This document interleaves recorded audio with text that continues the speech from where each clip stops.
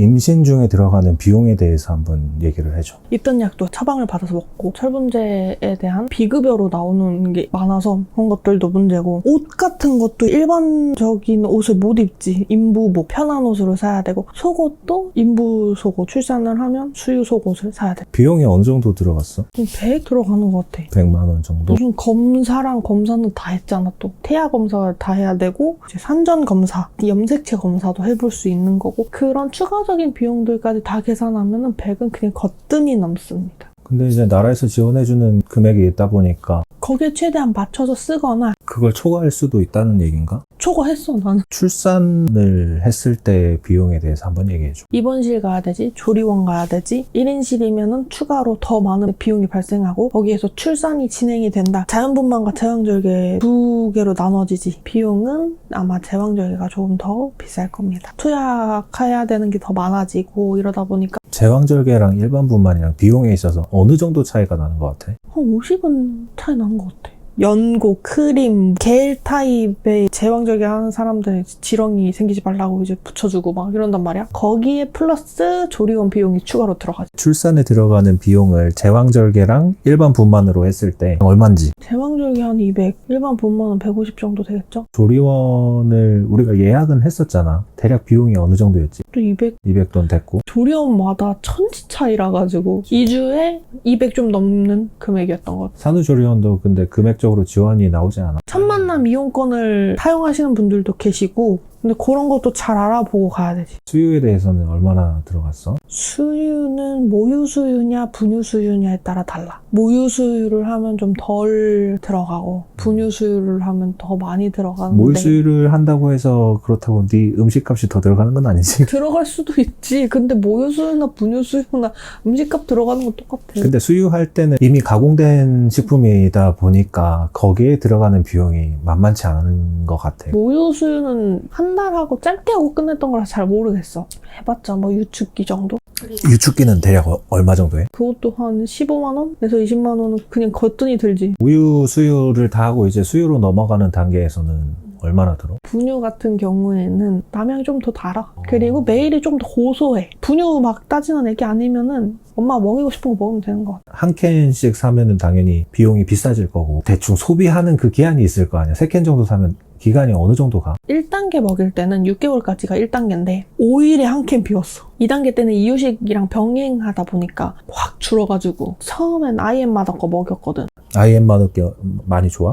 아니 그냥 조리원에서 먹이던 거 그냥 쭉 먹이는 거야. 엄마들 대부분. 분유를 먹이던 걸 계속 이어서 먹여야지. 그걸 한 번에 또 바꾸면 문제가 있다고 했잖아. 개원하는 것도 당연하고 배앓이도 심해지고 두드러기가 날 수도 있고 알러지가 보일 수도 있고 이러다 보니까. 이유식 같은 경우에는 얼마나 들어갔어? 미음할 때는 진짜 거의 안 들었어. 알갱이가 있는 중기 입자, 초기 입자에서 중기 넘어가는 그 단계부터는 쌀 같은 경우에는 우리가 먹는 쌀을 그냥 쓰면 되는 거라서 괜찮은데, 이제 고기나 새로운 야채들 그런 것들을 엄마들 좀 편하려고 큐브 쓰거든. 그것만 사도 5만 원이 훨씬 넘고, 애기 먹는 한 달 기준으로 생각하면 7, 8만 원? 지금 8개월 차에서. 비싸다고 체감을 하는 게 그걸 줘서 이제 한 번에 입에 맞고 뭐 안 개어내고 그러면은 좋고 그대로 이어나가면 되는데 시행착오를 겪을 수밖에 없게 되잖아.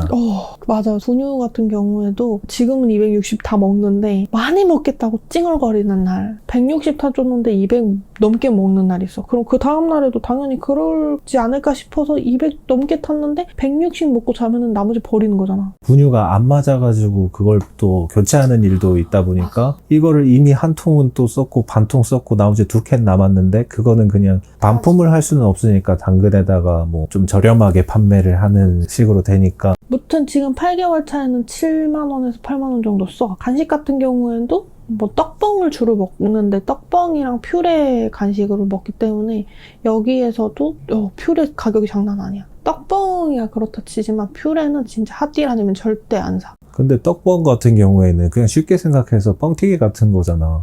근데 일반 뻥튀기랑 애기들이 먹는 뻥튀기랑 차이점이 뭐야? 단맛. 당이 안 들어가. 사카린? 설탕. 그냥 모든 당. 당 자체가 자연에서 나오는 당이나 나트륨이 아닌 이상 어른이 먹는 떡뻥 같은 경우에는 당이 많이 들어가 있어. 딱 먹으면 달다 이렇게 느끼는데 애기 거 딱 먹으면 이게 뭔 맛이지? 아무 맛도 안 나잖아. 그냥 진짜 고소 그 자체. 퓨레 같은 경우에는 가격이 팩으로 먹는 거냐, 애기가 이렇게 짜서 먹는 거냐, 아니면 이렇게 떠서 먹는 거냐 했는데, 떠먹는 거는 짜먹는 것보다는 가격이 조금 저렴해. 저렴해봤자 한 2,000원 정도 차이? 많이 나는데. 거의 안 나는 거야. 도대체 퓨레가 얼마길래? 퓨레가 한 번 살 때 한 10개 넘게 사거든. 그 핫딜이 그렇게 파는 거 기저귀 비용? 100일 전까지는 진짜 많이 쓴 것 같고 오히려 점점 갈수록 기저귀 교체 횟수가 줄어드는 것 같아. 맞아. 문제는 기저귀가 발진이 생긴다. 기저귀 찾아 산말리야. 그러다 결국 찾은 게 그 본품 사기 전에 무조건 엄마들이 들리는 데가 테스트용 샘플 제품 구매하는 거. 좋은 제품이라고 하더라도 우리 아기한테 맞는 기저귀는 전부 다 다르니까 이게 시행착오를 겪을 수밖에 없어. 남들은 안 샌대. 그래서 샀지. 우리 애는 새. 뭐가 문제지? 내가 잘못 채웠나? 아니야. 그냥 새. 기저귀가 문제가? 기저귀 문제도 없어. 제외한다고 치고 비용이 대략 어느 정도 들어가? 10만 원 정도라고 생각하는 거.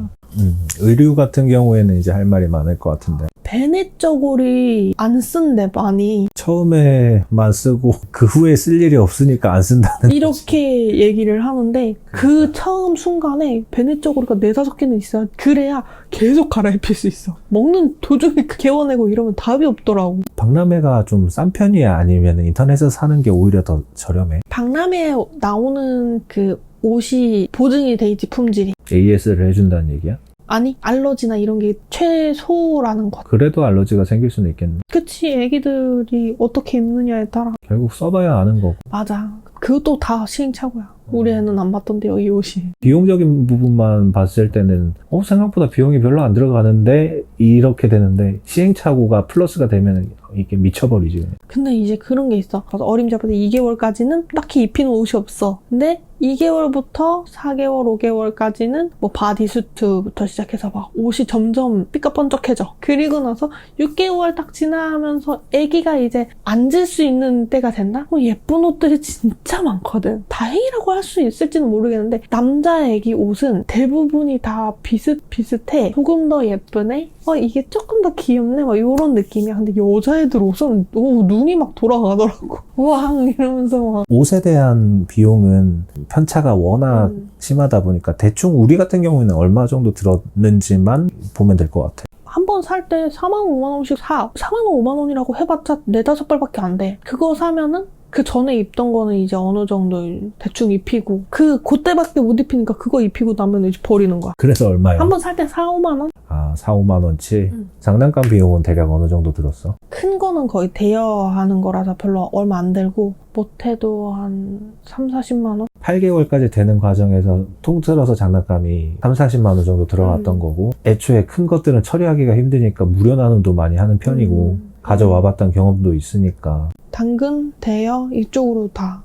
나 첫째라고 좀 열심히 샀는데 딱히 뭐 별로 보지도 않고 잠깐 쓰고 말아. 육아용품 비용은 어느 정도? 그거 한 100만 원 들었을걸? 육아용품이라고 하면 이제 어떤 것들을 대략 얘기하는 거야? 젖병 소독기, 욕조 뭐 이런 거, 침대 이런 거 진짜 많이 들어. 다 하면 100만 원 넘어 진짜로. 200, 300까지도 막 그냥 드는 것 같아. 이유식 의자도 사야 되고. 책 같은 것도 계월별로 읽는 책이 다 달라. 진짜 신박한 책들도 많이 있어서 재밌더라고. 문제는 비싸.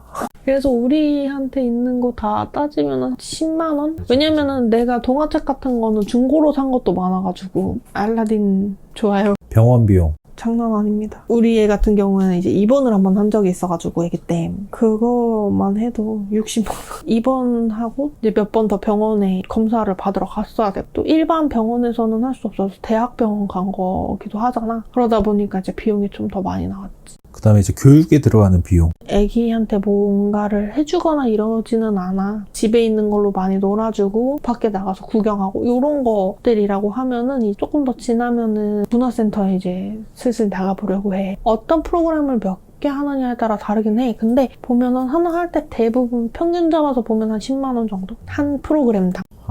물티슈. 물티슈 선수가 휴지. 물티슈도 이제 외출용 물티슈, 집에서 쓰는 물티슈, 여행용 물티슈. 왜 물티슈 쓰냐? 환경에 좋지 않다. 애기한테 안 좋다. 저거 환경 호르몬이 있다. 뭐 물티슈에 대해서 되게 부정적이잖아. 많이 쓰는 이유가 너무 힘들잖아. 편하려고 쓰는 것도 있지만 똥 치울 때 그게 애가 점점 무거워지는데 손목 나가고 팔목 나가고 관절이랑 관절 다 망가지면서까지 애를 데리고 갈 필요가 없다는 거야. 지금 나는 힘이 센데도 불구하고 너무 무거워서 그냥 들고 엉덩이를 씻으려고 하면 너무 힘들고 지금은 엉덩이만 씻자 하도 몸부림을 쳐서 안 돼. 편하게 눕혀가지고 물티슈로 닦아주면은 씻은 거랑 뭐 비슷한 효과는 나니까 특히 외부에서 물티슈 하나만으로도 애기 키우는데 얼마나 삶의 질이 올라가. 물티슈는 무조건 썼으면 좋겠어. 설득하기가 진짜 쉽지가 않은데 뭐 그냥 우리끼리 알아서 해야지. 그냥 한 개로 듣고 한 개로 흘려야 돼. 뭐 물티슈 쓴다고 뭐라 해? 아유 알겠습니다 하고 그냥 무시. 그럼 오늘 얘기는 여기까지 마무리하고 다음에 또 다른 주제로 얘기를 합시다. 네. 오늘 끝!